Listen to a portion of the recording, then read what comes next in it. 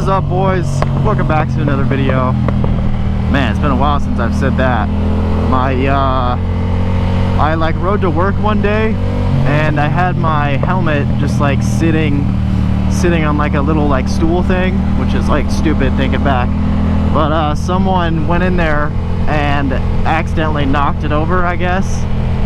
So my helmet fell like on its face and it broke my chin mount that holds my camera. So I was not able to record any videos for a couple days, which sucked because I went on some great rides. I took a ride on a highway with some friends. I could throw a picture of all the bikes that were there. It was like an R6 and S1000 and then a CBR 600RR. So yeah, I was cruising with them and we hit a highway ride and we were like flying. Allegedly I was going like top speed 135 on this bike. I was like full pin throttle trying to keep up with these guys. We were weaving in and out of cars and splitting. It was a blast, dude. But yeah, I definitely like rethought or like freaking reevaluated my entire life after, but it was fun.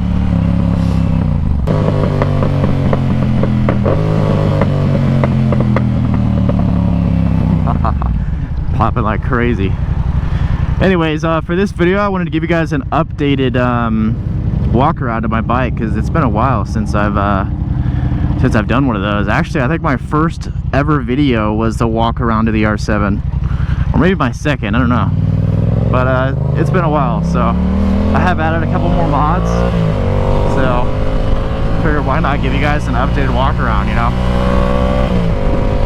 I do have to find a spot to do it that's secluded with nobody around, because I don't want to look like an idiot with a helmet on, like moving my hands, talking to myself, looking at the bike. But yeah, I'll find a place when no one's there, and then I'll try and go over every mod. I didn't write it down because I didn't want to like script this video, because I always suck at that. Every time I try and like script a video, like write down things to say, I always like forget, and then it never works out. So I'm just going off the dome for this video, and hopefully it works out. So I'll pick up when I'm close to finding a spot or something like that. Yeah, peace.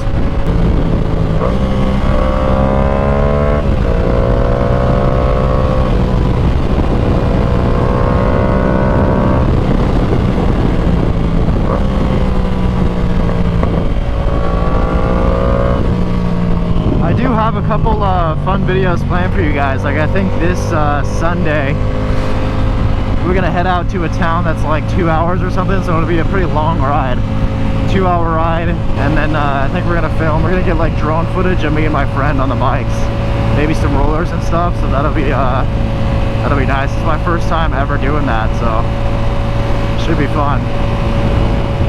It'll be a long ride, but it'll be fun.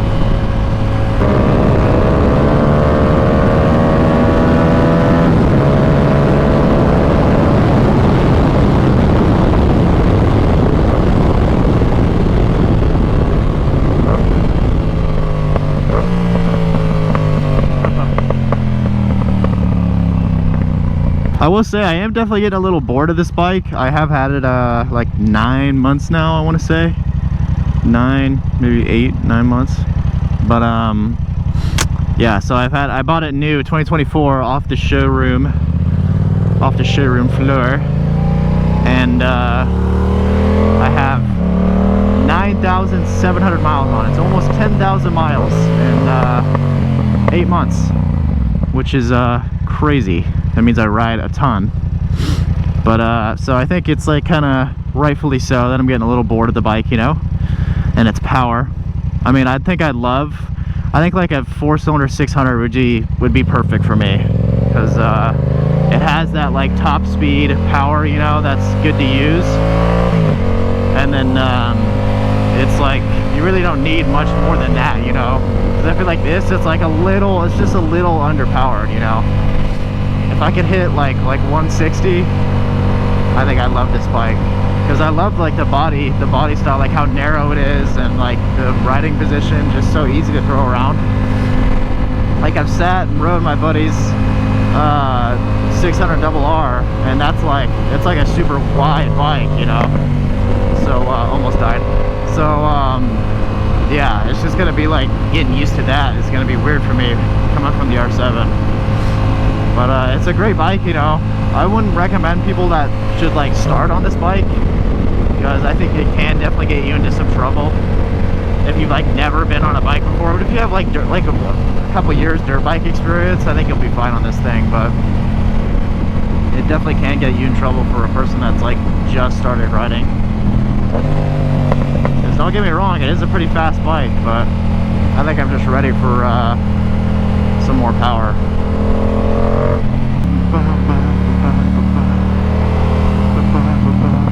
Ah!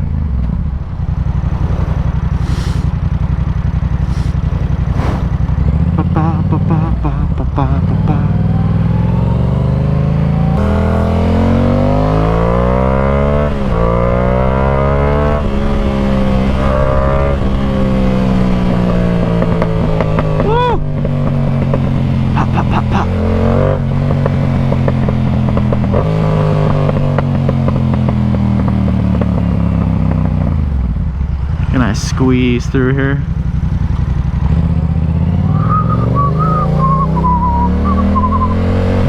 Squeezing through. Squeezing through. Squeezing through. Coming through. Don't mind me. Green light.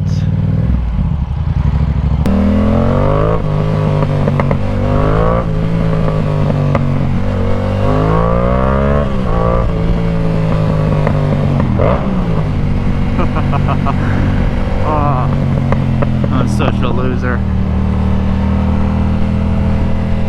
Them kids and their bikes. Them kids and their bikes. Brother, don't wave back at me. I see how it is. Ooh. Alright, let's see if this is gonna work.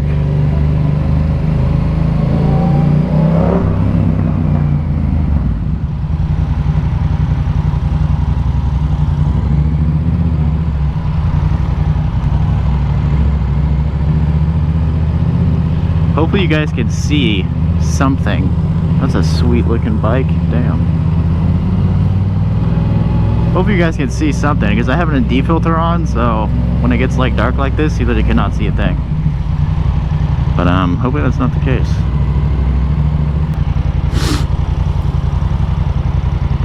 Alright, let me position her in a perfect spot and we'll talk about it. Boys, are we recording? We're recording. Alright, so as you guys know, Yamaha R7 2024 matte gray. First ever mod I did was take all the stickers off this bike.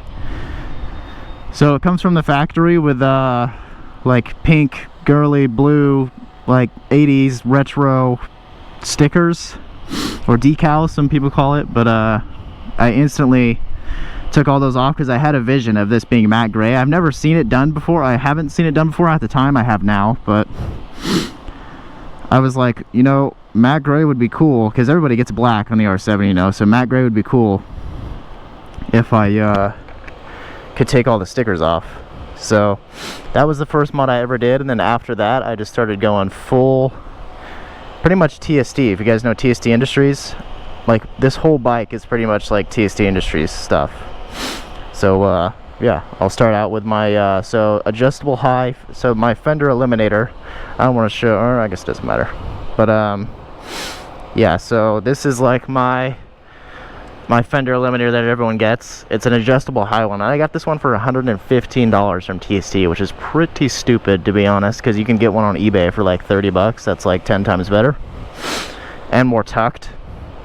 I wish mine was down like farther, more tucked, because I feel like it looks kind of stupid where it is, but whatever, it's legal. But yeah, so there's that. And then the next thing I got was frame sliders after that, and these were a must. You know, I think they look pretty sweet. They help you if you drop the bike. And yeah, those were $75, also from TST. Next up we have my smoked flush mount turn signals, which is these guys, which I absolutely love. They're super bright. I know some people have ones that light up during the day, but I actually didn't want that. I wanted them to be just when I'm like signaling, you know. I think it looks better like that than having the side running lights. Next up is my rear turn signals. So that was, and those turn signals were $50. So my rear turn signals were $152. But I'd say it's worth it. They look awesome. That's probably my, that's got to be one of my favorite mods. Let me turn my signals on. That's got to be one of my favorite mods. I mean, just look at that, dude. Oh, so worth it. Yeah, but that was $152. Then next up we have my exhaust. This is in order that I did them, by the way. I just have it written down like that.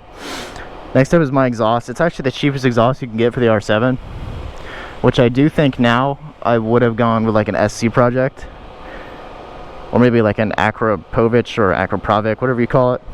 But yeah, but this exhaust was $800 pretty much, $789. So yeah, I like it for what it is.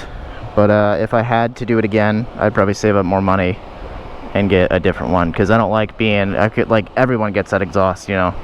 You got to be different. Finally my fan turned off. But yeah, so there's my exhaust. And then next we have my windscreen. I actually think I got this from Cycle Gear, but it's zero gravity, you know, double bubble or whatever they call it. This was $100, and I like how it looks. Looking back, I'd probably get non-smoked. I got light smoke, but I'd probably get it clear, because I don't know, I'm kind of over the smoked windscreen look. Then next up I have the Motion Pro R6 throttle tube. So this, I remember the R7 throttle tube was, I really can't remember that much about it, but I just know it wasn't as good as the R6 one.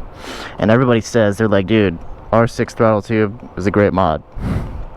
So I got that, and it's only $10, so I think it makes a difference. I did this like as soon as I pretty much got the bike, so I really can't tell you that much about it, but it's on my bike, so it must be good.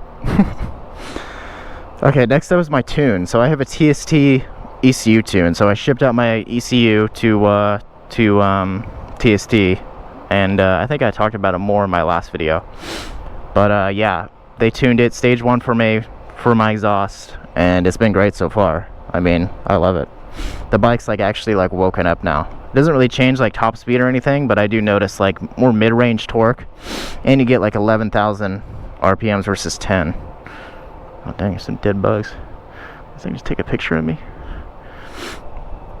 But yeah, that was like $250. And then next up is like pretty much my newest mod. I actually just put these on a couple weeks ago, and this is my levers. So these is also from TST. They're just like shorty levers, so it did take me a while to get used to these, but I think they're definitely worth it. I'll definitely have shorty levers on all my other bikes.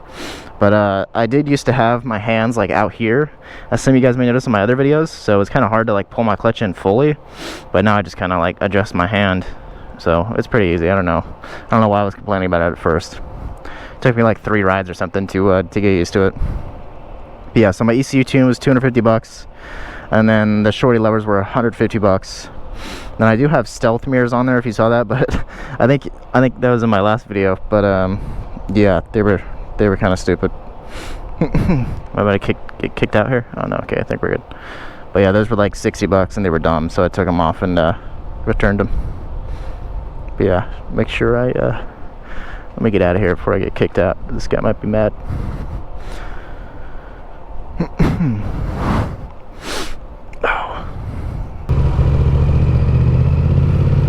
I guess he was fine, but whatever. I was done anyways. That's pretty much all the mods on my bike. So yeah, boys, that's everything that I have done to the R7 so far. I really don't know if I'm gonna add much more, because I think I have like pretty much all the basics, you know. I might go stage 2, but when I really think about it, like, is stage 2 really worth it? I mean, it's not gonna gain like that much power. So I'm kind of like in the middle of doing it. Maybe it's worth it, maybe it's not, I don't know. But yeah, we'll see. I do want to change out my mirrors, because when I had those stealth mirrors on, they were like little knockoff eBay ones that were like pieces of crap, but they were like, they look cool, you know. So, and I don't want to buy like the real ones. Maybe if I get like a crazy deal on them, I might get them, but as of right now, nah, it's not really worth it. So yeah, I think the bike build is pretty much done. Oh, I do want to get a rear like super sport seat cowl or something from Yamaha, and that's where they it like deletes my passenger seat, so it looks better, because I kind of hate how the passenger seat looks. But yeah, that's the plan for the bike. Just gonna keep throwing miles on it until I feel like selling it, and then we'll go to a 600 and bring that to the channel. Alright boys, that's gonna do it for this video. I hope you guys enjoyed. If you did, please consider subscribing. It truly helps me out a lot. And I do plan on posting more. I know I've been I know I've been kind of lacking lately, but yeah, I promise I will be posting more, being more active. I do have some good video plans coming up. Obviously I told you about that. And yeah, I'll catch y'all in the next one. Peace.